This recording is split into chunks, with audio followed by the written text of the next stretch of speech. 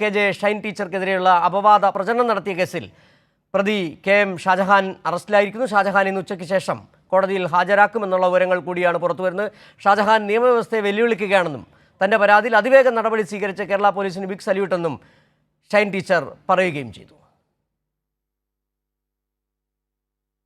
ഇപ്പോൾ ഇതിൻ്റെ വിവരങ്ങളുമായി തിയോഫിൻ ചേരുന്നുണ്ട്. തിയോഫിൻ, അല്പസമയത്തിനകം തന്നെ കെ.എം. ഷാജഹാനെ കോടതിക്ക് മുന്നിൽ ഹാജരാക്കുമെന്നാണ് നമുക്ക് മനസ്സിലാക്കാൻ കഴിയുന്നത്.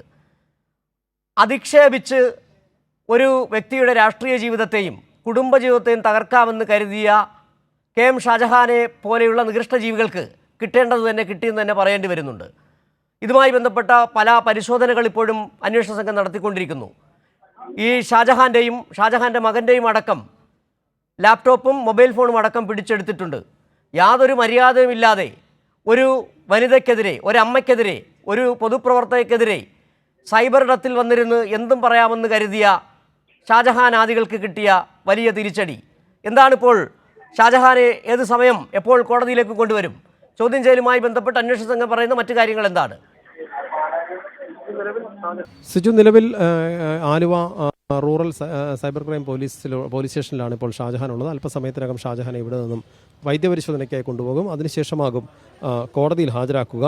എന്തായാലും കോടതിയിൽ ഹാജരാക്കിയാൽ തുടർ നടപടികൾ വളരെ പെട്ടെന്ന് കസ്റ്റഡിയിൽ വാങ്ങുന്ന കാര്യത്തെക്കുറിച്ച് പോലീസ് പറഞ്ഞിട്ടില്ല.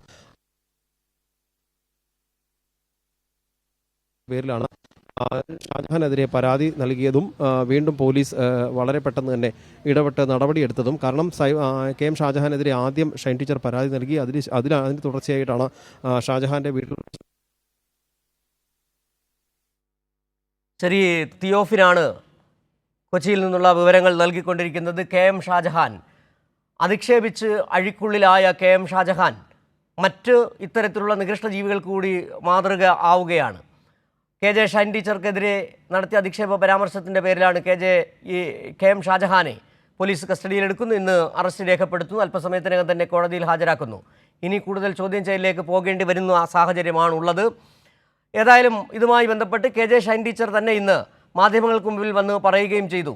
ഇത്തരത്തിൽ ഈ ഒരു നടപടിയെടുത്ത അന്വേഷണ മികവ്, കേരള പോലീസിൻ്റെ അന്വേഷണ മികവിൽ അഭിനന്ദനം രേഖപ്പെടുത്തുകയും ചെയ്തു കെ.ജെ. ഷൈൻ ടീച്ചർ.